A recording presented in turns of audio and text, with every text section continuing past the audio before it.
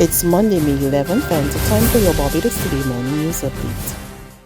Some educators are of the view that the Common Entrance or 11 plus examination should be held this year. However, they've made it clear that social distancing and all other directives by the Ministry of Health and Wellness must be adhered to in order for that to be done. The exam was scheduled for May 5th but was postponed due to the COVID-19 pandemic. The Ministry of Education has not yet announced a new date for the exam.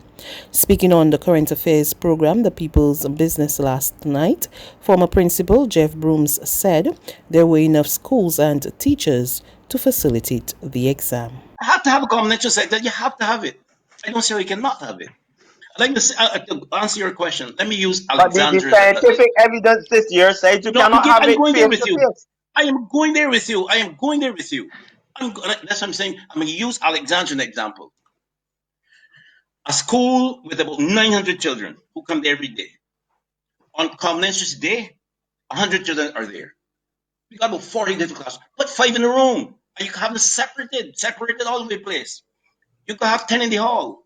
You don't have to have all of them bunched together. I am sure with creative thinking, you can organize your school so all the children are taken care of.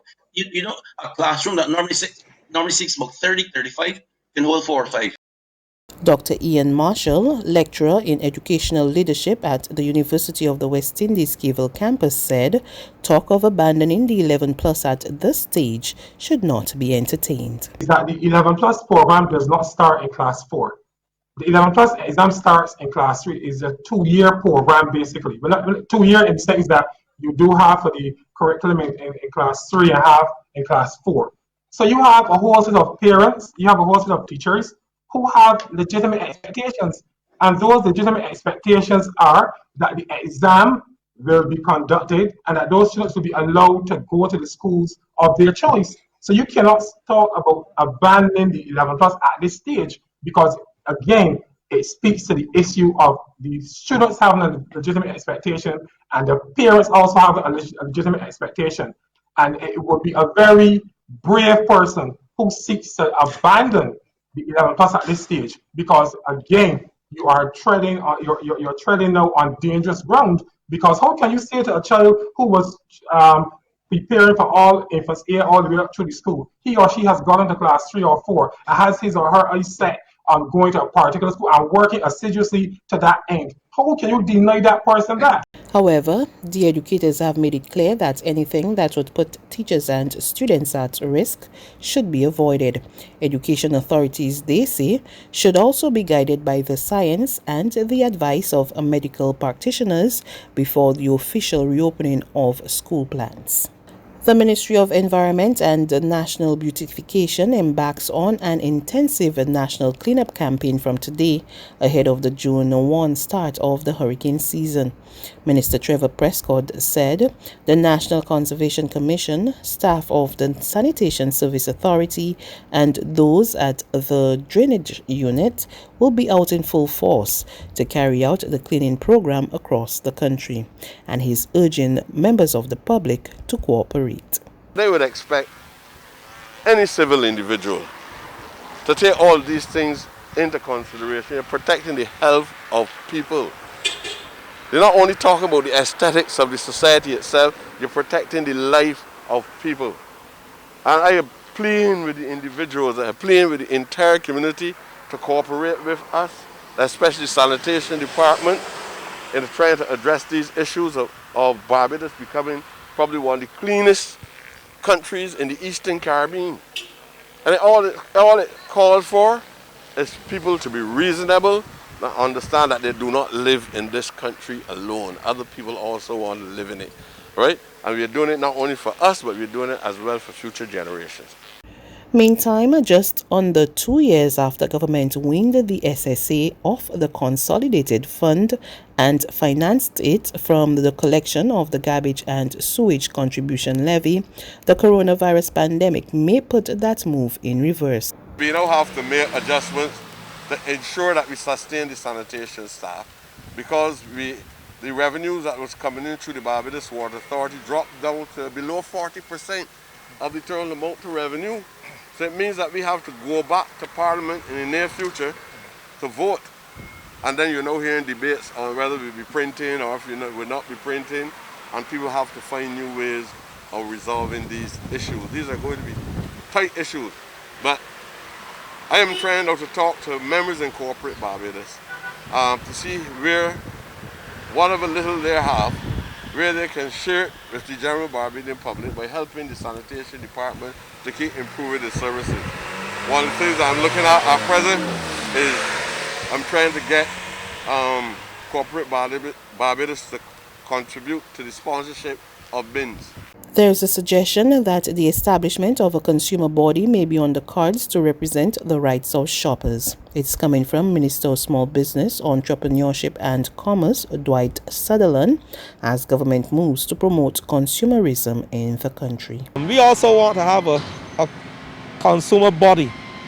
Not one person. We have one person who advocates for consumers in this country, and I want to give that person kudos, but we need a body who can advocate for the people of this country who buy goods and services, and that is what we are pushing. We as a government, we are not afraid. We believe in transparency and stakeholder consultation at every step of our governance model, and that is one of the things that we are pushing in our ministry. There's regional and international news after this short break.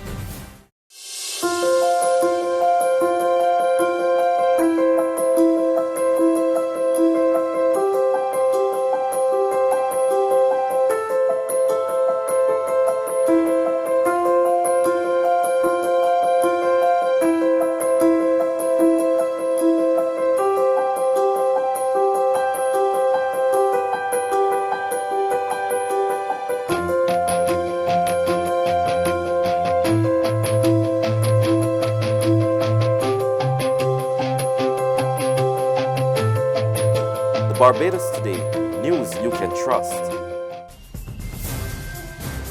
To news from the region, 68 University of the West Indies Caville campus students from Trinidad and Tobago believe their hopes of returning home during the COVID-19 pandemic are dwindling.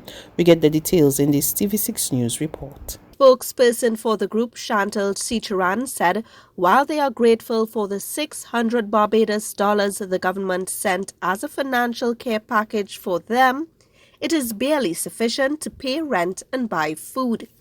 We feel extremely disappointed, not only in regards to the lack of response to the students, but also to the persons who hold the belief that we should stay out here longer.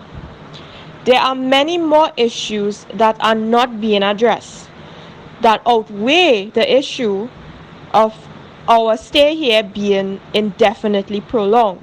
She said many of them who are final year medical and law students still feel abandoned by the government. We had the opportunity to go home with the 33 nationals.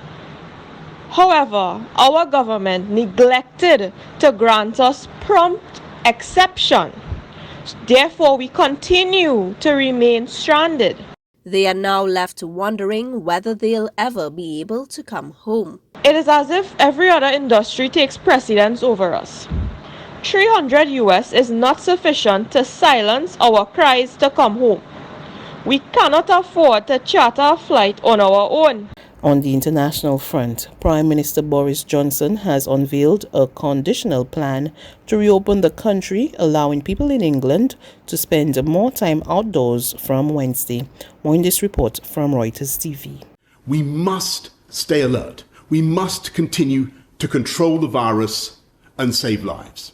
British Prime Minister Boris Johnson said on Sunday that the UK's coronavirus lockdown will not end yet, but he outlined plans to begin slowly easing measures that have closed much of the country's economy for 7 weeks. This is not the time simply to end the lockdown this week. Instead, we're taking the first careful steps to modify our measures. And the first step is a change of emphasis that we hope that people will act on this week.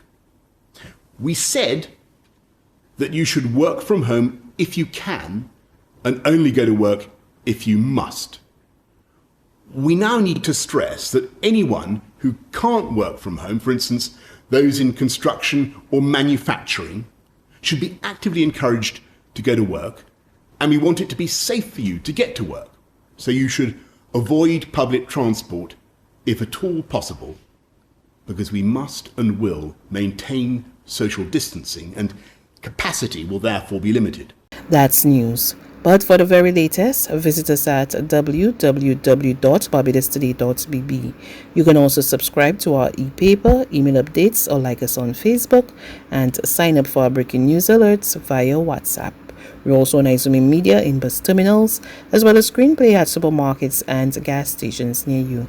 And you can also hear us on Mix 96.9 FM and Capital Media HD 99.3 FM.